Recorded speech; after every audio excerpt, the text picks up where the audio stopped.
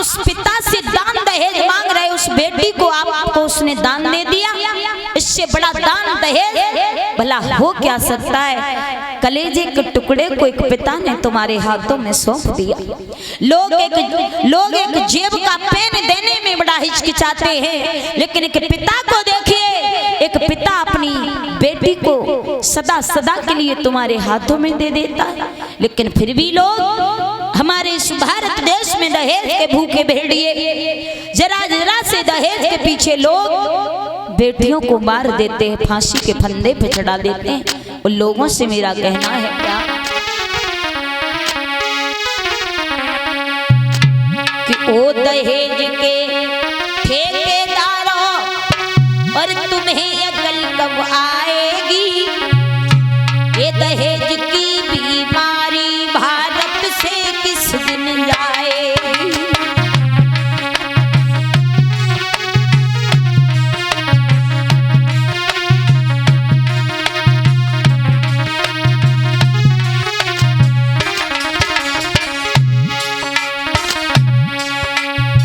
ओ दहेज के ठेकेदारों, तुम्हें अकल कब आएगी? ये दहेज की बीमारी भारत से किस दिन जाएगी?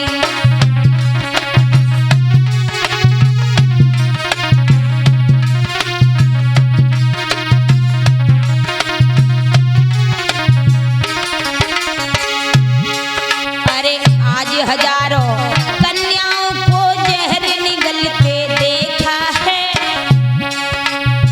आज हजारों अबलाओं को रेल से कटते देखा है।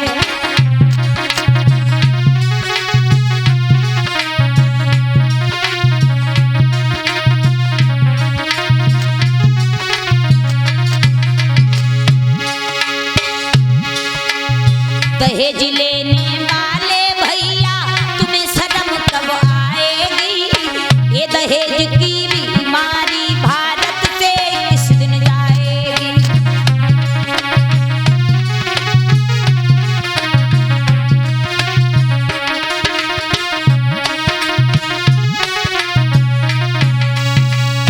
तो ध्यान रखना, हर पिता अपनी हैसियत के बरोबर अपनी बेटी को दान दहेज देता है। अगर उसमें थोड़ी बहुत कमी रह जाए तो उस कमी को आप पूरा कर लिया करो, पर किसी की बेटी को जान से खत्म मत किया करो। अरे भैया, जरा जरा से दहेज के पीछे हमारे भारत देश की बेटियां फांसी के फंदों पर चढ़ाई जाती हैं, जहर दे करके मारी जाती, आगी लगा करके जला दी जाती। ध्यान रखना, थोड़ी बहुत शर्म करो। जिस माँ ने 9 महीना बेटी को पेट में रखा, जिस पिता ने पढ़ा लिखा के इतना बड़ा किया, पैसा खर्च किया बेटी की शादी में, और उस बेटी को अगर ससुराल में जिंदा जला दिया जाए, जिंदा फांसी के फंदे पे लटका दिया जाए, उस पिता के ऊपर क्या गुजरती होगी? उस पिता के दिल से पूछो। ध्यान रखना, तो बेटी की विदाई का बड़ा कष्ट होता है। हर पिता अपनी बेटी को दान दहेज दे के विदा करता है, अच्छे संस्कार दे के विदा करता है। बेटी जाओ ससुराल में, कभी ऐसा कोई काम मत करना जो हमारी लज्जा पर धप्पा लग पाए। मेरे भैया, जिस समय बेटी घर से विदा होती है, उस समय घर वाले, परिवार वाले, गांव वाले, रिश्तेदारी वाले सब फूट फूट करके रोते हैं, विलाप करते हैं। मेरे भैया, बेटी जिस घर से विदा होती है, उस घर के रिश्तेदार पहले से ही अपना बैग तैयार करके रख लेते हैं। बेटी विदा हुई, उसके पीछे पीछे सारे रिश्तेदार विदा हो जाते हैं। क्यों?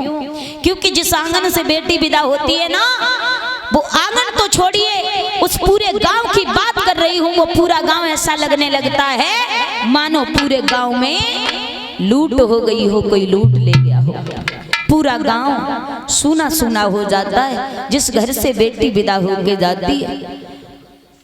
बेटी का पिता, बेटी की माँ, बेटी का भाई, बेटी के परिवार वाले सब रोते। ध्यान रखना भैया, माँ भी रोती है। एक व्यक्ति रोता तो सबसे ज्यादा है, पर दिखाई किसी को नहीं देता। वो कोई और नहीं, बेटी का खुद का पिता होता है। जब बेटी ससुराल जाने के लिए तैयार हो रही होती है, तो एक पिता कोने में जाके खड़ा हो जाता है, छुप करके खड़ा हो जाता है। क्यों? सोचता है कि मेरी बेटी ससुराल जाएगी ये नजारा मैं कैसे देखूंगा, मेरी आंखों से देखा नहीं जाएगा वो वक्त जब मेरी बेटी डोली में बैठेगी। कैसे अपनी बेटी को विदा करूंगा, कैसे अपने कलेजे के टुकड़े को ससुराल में भेजूंगा। जब मैं कहीं बाहर से आता था मेरी बेटी मेरे लिए भोजन की थाली तैयार करके लाती थी, मेरे लिए पानी भर के लाती थी। माँ सोचती है कि जब से मेरी बेटी 10-11 साल की हुई है ना, तब से मेरी बेटी ने मुझे कभी चौका में नहीं घुसने दिया। ये सच बात है। जैसे ही बेटियां 10-11 साल की हो जाती हैं अपनी माँ को बिल्कुल घर का काम नहीं करने देती, सारी जिम्मेदारी अपने ऊपर रख लेती। तो ऐसी बेटियां जब ससुराल जाती हैं ना, कितना भी पत्थर दिल क्यों ना हो वो भी पिघल जाता है बेटियों की विदाई देख के। माँ सोचती है सारा काम किया करती थी मेरी बिटिया ससुराल जा रही है, सारी जिम्मेदारी मेरे ऊपर रख जा रही है। पिता रोता है, बेटी जा रही है, कौन मेरा हाल पूछा करेगा। जब मुझे थोड़ा सा भी बुखार होता था ना तो मेरी बेटी बड़ा घबरा जाती थी, मेरे पास में बैठ जाती थी, पिताजी क्या हो गया तुम्हें, दवा ले आओ, तुम ठीक हो जाओ। मेरी बेटी को मेरी बड़ी फिक्र रहती थी। अब मेरी बेटी ससुराल जा रही है, कौन करेगा हमारी फिक्र। पिता ये सारी बातें याद करके रोता है। बेटी जब जाती है तो बेटी को भी याद आता है कि मैं इस घर में रही, इस गांव की गलियों में खेली, इस आंगन में पली, यहाँ पे सोया करती थी मैं, यहाँ पे भोजन बनाती थी, यहाँ पे इस चारपाई पे लेटती थी। ये सारी बातें बेटी के दिमाग में उस समय घूम रही होती हैं जब बेटी ससुराल के लिए जाती है। ध्यान रखना, सब लोग रोते हैं, पिता रोता तो सबसे ज्यादा है पर दिखाई किसी को नहीं देता है। बुरी तरीका से पिता कोने में फूट फूट के फपक फपक करके रोता है। आज मेरे कलेजे का टुकड़ा मेरे आंगन को सूना करके जा रहा है। और बेटियां होती हैं ना, बेटियां घर की रौनक होती हैं माता। जिस घर में बेटी ना हो उस घर में रौनक नहीं होती, और जिस घर में 4 बेटियां हो ना उस घर को देखो कितना अच्छा घर लगता है। बेटियां घर को बड़े अच्छे से सजाती हैं, है ना। और जब 4 बेटियां विदा हो जाए ना तो माँ को पूछो, फिर माँ को उस घर में अच्छा नहीं लगता, वो घर मरघट के समान लगने लगता है। तो जब बेटी देवकी जा रही है, जब बेटी जाती है तो सब लोग बेटी को विदा करते हैं छाती से लगा लगा के, पर पिता नहीं आता बेटी के पास में। रोता तो है पर बेटी के पास नहीं आता, अपनी छाती से लगाना नहीं चाहता कि बेटी को मैं छाती से लगा के कैसे विदा करूंगा। जब बेटी जा रही होती है तो अपनी माँ से कहती है, माँ अरे अब तो मैं ससुराल हमेशा हमेशा के लिए जा रही हूँ, एक बार मेरे पिताजी को बुला दो, अंतिम समय मुझे अपने सीने से लगा के ससुराल के लिए विदा कर दे। और क्या कहती है वो बेटी, बेटी के बार बार कहने पर पिता को लोग जबरदस्ती लाते हैं, जबरदस्ती खींच के बेटी के पास। और जैसे ही पिता आता है ना तो बेटी एकदम अपने पिता के गले में चिपट जाती है, बुरी तरीका से गलवैयां डाल के लटक जाती है। पिताजी का गला नहीं छोड़ती, हाथों को नहीं हटाती है। बेटी पिता से छाती से चिपट के बुरी तरीका से रोती है और कहती है, पिताजी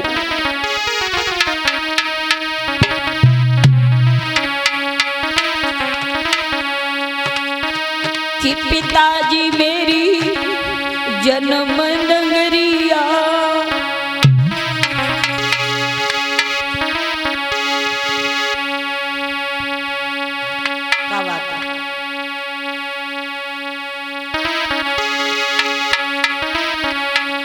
कि पिताजी मेरी जन्म नगरिया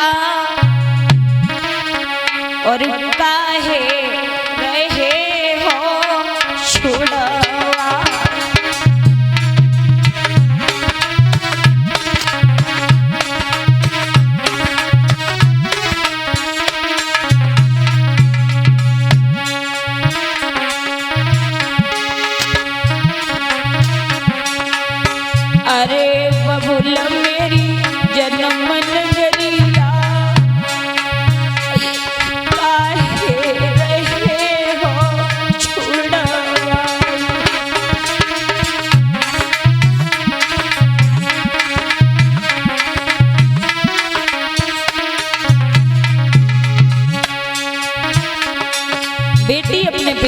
से कहती है, पिताजी जिस आंगन में मैं पली इतनी बड़ी हुई, आज उसी आंगन से विदा कर रहे हो मुझे।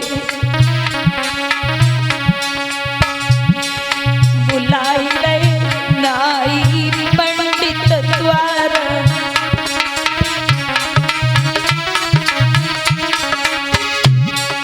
बुलाए ले नाई पंडित द्वार,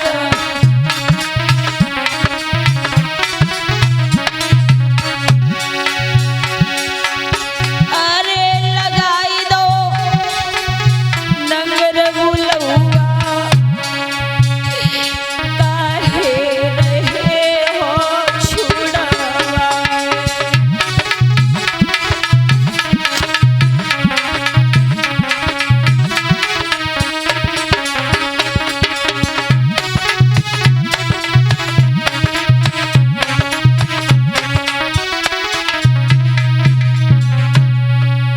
अरे कराए दे पीले दो हाथ,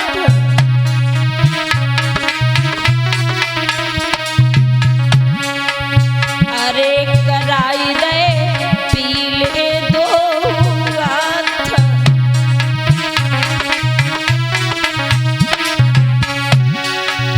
अरे उड़ाई दई चटक चुनरिया,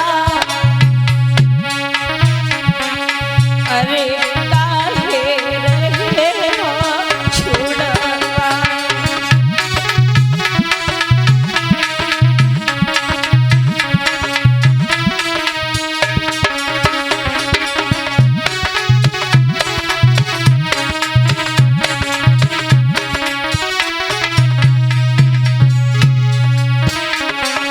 बुलाई लई द्वारे पे बारात,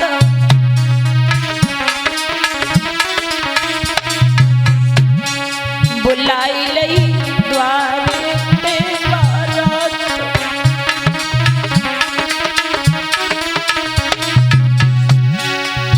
अरे डराई दई सात उमरिया,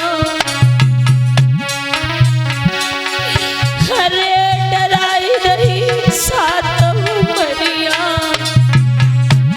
काहे रहे हो छुड़ावा।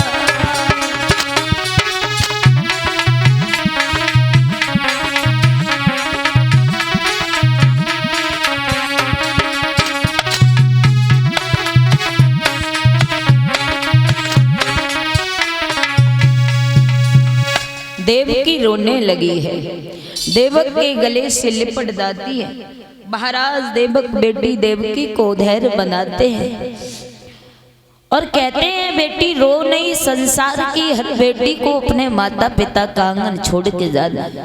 तो भैया ध्यान रखना, मैं तो यही कहूंगी कि जिस घर में भगवान बेटी दे उस घर में कभी धन दौलत की कोई कमी ना रखे, क्योंकि बेटियों को मायके में जितना सुख दे सको उतना सुख दो, जितना दे सको। ससुराल में कोई पता नहीं मेरी मैया, बेटी को ससुराल में सुख मिले या ना मिले। ससुराल में जाने के बाद बेटियों के ऊपर एक नहीं 1000 जिम्मेदारियां आ जाती हैं। इसलिए मायके में बेटी जो खाए वो खवाओ और जो पहने वो पहनाओ, बेटी की इच्छा जरूर पूरी करो। देवक बेटी को विदा करते हैं, कहते हैं बेटी देवकी रो नहीं, हर बेटी को, हर बहन को अपने भाई, हर बेटी को अपने पिता का आंगन छोड़ के और ससुराल में जरूर जाना है।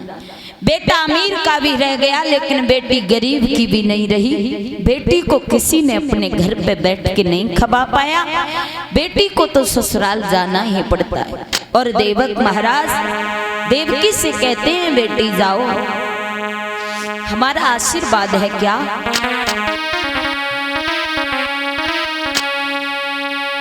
हर पिता आशीर्वाद देता है बेटी ससुराल में सदा खुश रहे, कि बाबुल की दुआएं लेती जा और जा तुझे सुखी संसार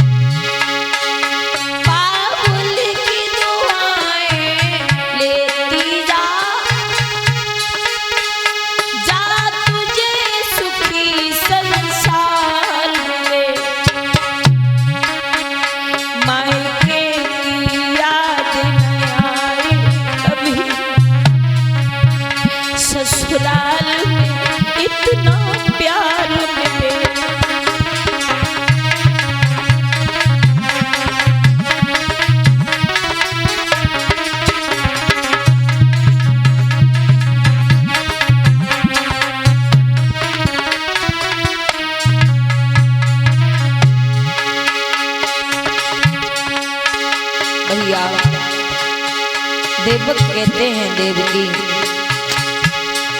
बड़े नाजों से पाला था हमने आपको, नाजों से तुझे पाला मैंने, फूलों की तरह कलियों की तरह बाहों में झुलाए थे झूले, सावन के उन झूलों की तरह। चलते चलते यह दुआ मेरी, तेरा अमर रूप तेरा स्वाद रहे।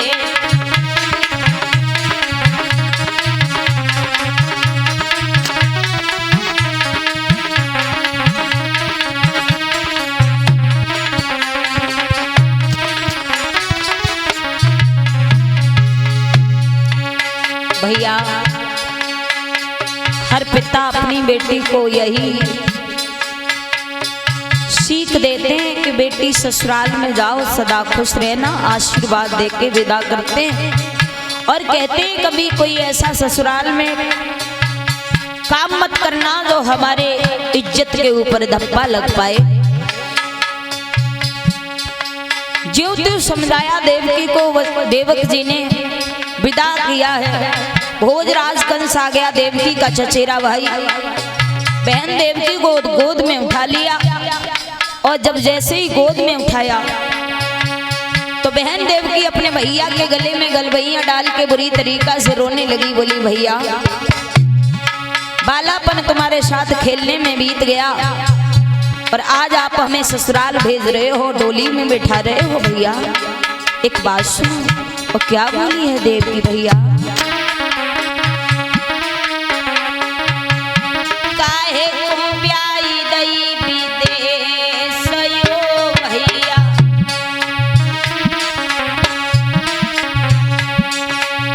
काहे को ब्याई दई विदेश यो भैया,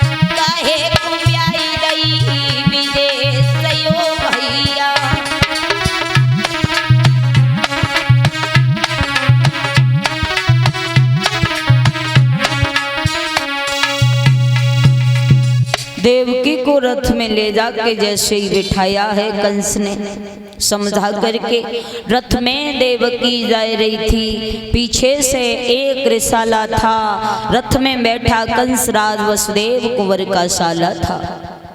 रथ में जैसे ही बिठाया भैया, आकाशवाणी हुई है, भोजराज कंस, जिस बहन देवकी को तू इतने हर्ष उल्लास के साथ में विदा कर रहा है, इसी बहन देवकी का 8वां पुत्र तेरा काल होगा। जैसे ही इतनी बात सुनी भोजराज कंस ने सोचा, बाजीबा मेरी बहन का ही पुत्र मेरा काल है, तो क्यों ना अपनी बहन को ही मार दूं, तो फिर बच्चा होगा कहां से। भागा, देवकी के लंबे लंबे केस पकड़े कंस ने, रथ से नीचे खींच के जमीन पे डाल लिया। म्यान से तलवार निकाली मारने के लिए, वसुदेव ने कलाई पकड़ी और कहा, साले साहब ठहर जाओ। बोले, क्यों ठहर जाए, मारने दो हमें, हट जाओ, हमारी बहन है, हमारा मारने का हक। जवाब दिया वसुदेव जी ने, हक था तब तक था, बहन थी तब तक थी, आज के बाद हमारी ये पत्नी हो चुकी है, तुम्हारा कोई अधिकार नहीं है मारने का, बताओ क्यों मार रहे हो उसे। जवाब दिया, अभी आकाशवाणी नहीं सुनी थी, इसका 8वां पुत्र मेरा काल है। जिस वृक्ष पर मीठे मीठे फल लगते होंगे उस वृक्ष को अगर जड़ से ही काट के खत्म कर दिया जाए तो फल लगेंगे कहां से? देवकी को ही मार दूंगा तो देवकी के बच्चा होंगे कहां से? जवाब दिया है वसुदेव जी ने, साले साहब आप देवकी को छोड़ दो। क्यों छोड़ दो? कहा जो बच्चा होगा देवकी के एक एक करके हम तुम्हारे हवाले करते जाएंगे। को भोजराज कंस कहने लगा बहनोई साहब बिना मतलब के कोई बाप नहीं होता है, और जब जान की नौबत आती है तो बेटे का बाप नहीं होता है। कैसी बात कर रहे हो तुम? हम बिल्कुल नहीं छोड़ेंगे। जवाब दिया पहले ये बताओ आपको देवकी से डर या देवकी के बच्चों से? बोले बच्चों से।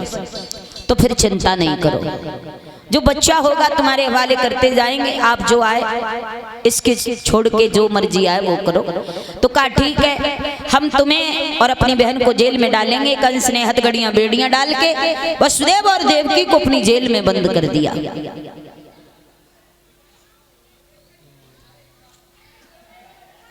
इसी बीच में दानदाता भगवान कृष्ण के